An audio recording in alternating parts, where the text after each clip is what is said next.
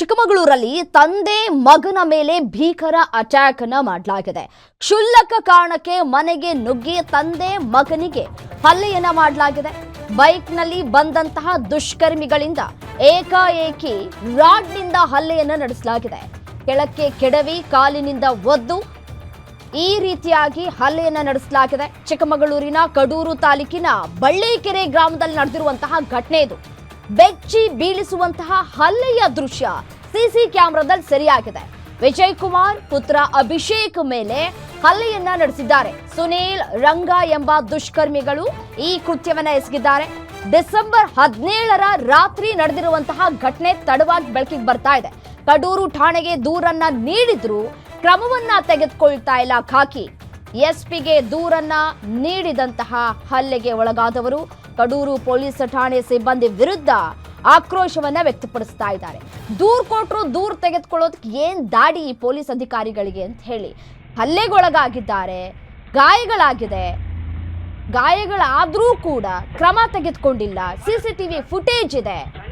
ಏನ್ ಮಾಡ್ತಾ ಇದೆ ಪೊಲೀಸ್ ಇಲಾಖೆ ಅಂತ ಹೇಳಿ ಈ ರೀತಿಯಾಗಿ ಹಲ್ಲೆಗೊಳಗಾಗಿ ಸತ್ ಮೇಲೆ ಅಯ್ಯೋ ಸತ್ತೋದ್ರಲ್ಲ ಅಂತ ಹೇಳಿ ಹೋಗಿ ಯಾರನ್ನಾದ್ರೂ ಇಬ್ಬರನ್ನ ಅರೆಸ್ಟ್ ಮಾಡ್ಬಿಟ್ಟು ಬರ್ತಾರೆ ಅಷ್ಟೇ ಪೊಲೀಸ್ನವರು. ಅದೇ ಈ ಸಿನಿಮಾಗಳಲ್ಲಿ ತೋರಿಸ್ತಾರಲ್ಲ, ಎಲ್ಲ ರೀತಿಯಾದಂತಹ ಘಟನೆ ಆಗೋದ್ಮೇಲೆ ಪೊಲೀಸ್ನವರು ಎಂಟ್ರಿ ಕೊಡ್ತಾರಲ್ಲ, ಆ ರೀತಿಯಾಗಿ ಆಗೋಗ್ಬಿಟ್ಟಿದೆ. ಇಲ್ಲಿ ಎಂಟ್ರಿ ಕೊಡೋದಿಲ್ಲ, ಒಂದು ದೂರು ಕೂಡ ದಾಖಲು ಮಾಡ್ಕೊಳ್ತಾ ಇಲ್ಲ. ಎಸ್ಎನ್ನು ಇದೇ ವಿಚಾರಕ್ಕೆ ಸಂಬಂಧಪಟ್ಟಂತೆ ಮತ್ತಷ್ಟು ಡೀಟೇಲ್ಸ್ ಕೊಡ್ತಾ ಹೋಗ್ತಾರೆ ನಮ್ಮ ಪ್ರತಿನಿಧಿ ಭರತ್ ದೂರವಾಣಿ ಸಂಪರ್ಕದಲ್ಲಿದ್ದಾರೆ.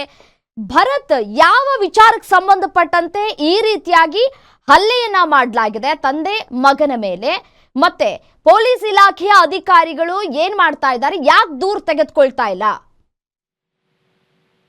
ರಮ್ಯಾ, ಏನು ಕ್ಷುಲ್ಲಕ ಕಾರಣಕ್ಕೆ ತಂದೆ ಮತ್ತು ಮಗನ ಮೇಲೆ ಹಲ್ಲೆ ಮಾಡಿರುವಂತಹ ಒಂದು ಘಟನೆ ಏನು ಚಿಕ್ಕಮಗಳೂರು ಜಿಲ್ಲೆಯ ಕಡೂರು ತಾಲೂಕಿನ ಬಳ್ಳಕೆರೆ ಗ್ರಾಮ ಅಂತಕ್ಕಂಥ ವ್ಯಾಪ್ತಿಯಲ್ಲಿ ನಡೆದಿರ್ತಕ್ಕಂಥದ್ದು. ಏನು ಡಿಸೆಂಬರ್ 17ರಂದು ರಾತ್ರಿ ಬಂದಂತಹ ದುಷ್ಕರ್ಮಿಗಳು ಏನು ಕೈಯಲ್ಲಿ ರಾಡನ್ನ ಹಿಡಿದು ನೇರವಾಗಿ ಈ ಒಂದು ಹಲ್ಲೆಗೊಳಗಾದಂತಹ ವಿಜಯ್ ಕುಮಾರ್ ಮತ್ತು ಆತನ ಪುತ್ರ ಅಭಿಷೇಕ್ ಏನಿದ್ದಾರೆ ಆತನ ಮೇಲೆ ಹಲ್ಲೆಯನ್ನ ಮಾಡ್ತಾರೆ. ಇದೇ ವಿಚಾರಕ್ಕೆ ಸಂಬಂಧಪಟ್ಟಂತೆ ಈ ಒಂದು ಹಲ್ಲೆ ಮಾಡುವಂತ ದೃಶ್ಯ ಕೂಡ ಒಂದು ಸಿಸಿಟಿವಿಯಲ್ಲಿ ಸೆರೆಯಾಗಿದೆ. ಅದೇ ವಿಚಾರಕ್ಕೆ ಸಂಬಂಧಪಟ್ಟಂತೆ ಏನು ಹಲ್ಲೆ ಆದಂತಹ ಸಂದರ್ಭದಲ್ಲಿ ಆ ಪುತ್ರ ಮತ್ತು ತಂದೆ ಏನು ಹೋಗಿ ನೇರವಾಗಿ ಸ್ಥಳೀಯ ಪೊಲೀಸ್ ಠಾಣೆಗೆ ಒಂದು ದೂರನ್ನು ಕೊಡುವಂತ ಒಂದು ಕೆಲಸವನ್ನು ಮಾಡ್ತಾರೆ. ಆದ್ರೆ ಎಲ್ಲ ಒಂದ್ ಕಡೆಯಲ್ಲಿ ದೂರನ್ನ ಸ್ವೀಕರಿಸಿಲ್ಲ ಸ್ಥಳೀಯ ಪೊಲೀಸರು ಅಂತಕ್ಕಂಥ ಒಂದು ಗಂಭೀರ ಆರೋಪವನ್ನು ಕೂಡ ಈಗಾಗಲೇ ಕೇಳಿಬರ್ತದೆ. ಸೊ ಇದೇ ವಿಚಾರಕ್ಕೆ ಸಂಬಂಧಪಟ್ಟಂತೆ ಜಿಲ್ಲಾ ಪೊಲೀಸ್ ವರಿಷ್ಠಾಧಿಕಾರಿಗಳಿಗೆ ಒಂದು ಮಾಹಿತಿಯನ್ನ ನೀಡ್ತಾರೆ. ಏನು ಸ್ಥಳೀಯ ಪೊಲೀಸರು ಈ ಒಂದು ಪ್ರಕರಣವನ್ನು ದಾಖಲಿಸ್ತಿಲ್ಲ, ಜೊತೆಗೆ ನಮ್ಮ ಮೇಲೆ ಹಲ್ಲೆ ಆಗಿದೆ, ಆದ್ರೂ ದೂರನ್ನ ಸ್ವೀಕರಿಸ್ತಿಲ್ಲ, ಹಾಗಾಗಿ ದೂರನ್ನ ಸ್ವೀಕರಿಸಿ ಅಂತಕ್ಕಂಥ ನಿಟ್ಟಿನಲ್ಲಿ ಒಂದು ಮನವಿಯನ್ನ ಕೂಡ ಮಾಡ್ಕೊಂಡಿರುವಂತದ್ದು. ಸೊ ಅದೇ ವಿಚಾರಕ್ಕೆ ಸಂಬಂಧಪಟ್ಟಂತೆ ಒಟ್ಟಾರೆಯಾಗಿ ಈ ಒಂದು ಪ್ರಕರಣದಲ್ಲಿ ಇಬ್ಬರು ತಂದೆ ಮಗ ಗಾಯಗೊಂಡಿತ್ತು. ಸೊ ಅವರು ಸ್ಥಳೀಯ ಆಸ್ಪತ್ರೆಗೆ ದಾಖಲಾಗಿ ಒಂದು ಚಿಕಿತ್ಸೆ ಪಡೆಯುವಂತಹ ಒಂದು ಕೆಲಸವನ್ನ ಮಾಡಿದ್ದಾರೆ.